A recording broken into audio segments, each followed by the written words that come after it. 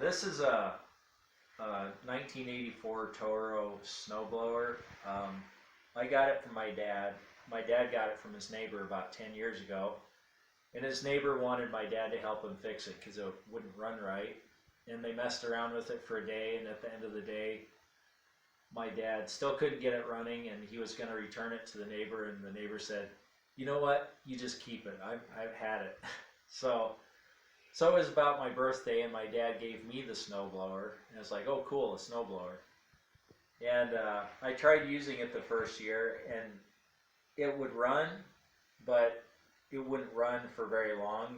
I'd start blowing snow with it, and then it would die. Then I'd restart it, and I'd blow snow with it for a while, then it would die.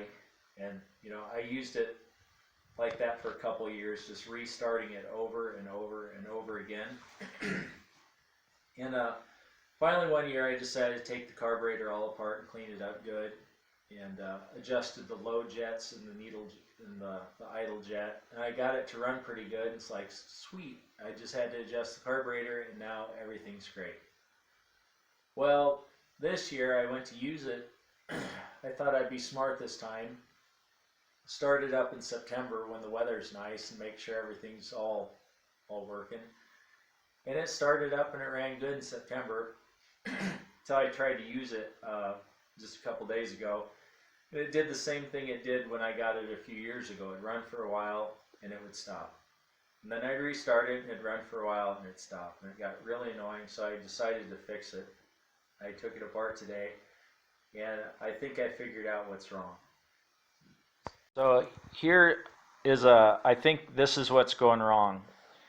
I adjusted the carburetor normally a few years ago, so the float would be just about level when the needle valve seated up against the seat of the carburetor, and it worked great.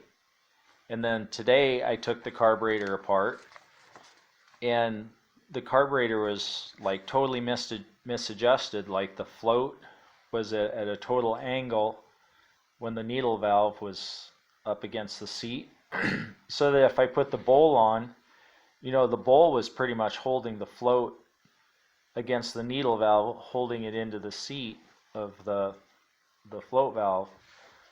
And that's the light kind of went on in my head that this is a really old motor, and it was made before we had ethanol in our gas.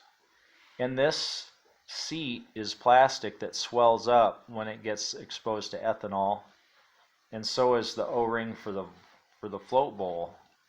So in years when the snowblower sits all summer without gas, and I put gas in it without ethanol, it works great. But last September I was using lawnmower gas, and I put lawnmower gas with ethanol in this carburetor, and it had time for the seat to swell up, and then the float sits at an angle and it can just barely get any gas to run into the carburetor float, and it's enough that it'll idle and it'll run fast, but it won't blow snow. But once it dies, if it sits for a while, the float, the bowl fills up with gas while I'm cranking it, and it'll restart and run for a while. So I ordered some a new carburetor that'll have some modern seats and O-rings in it that won't swell up from ethanol.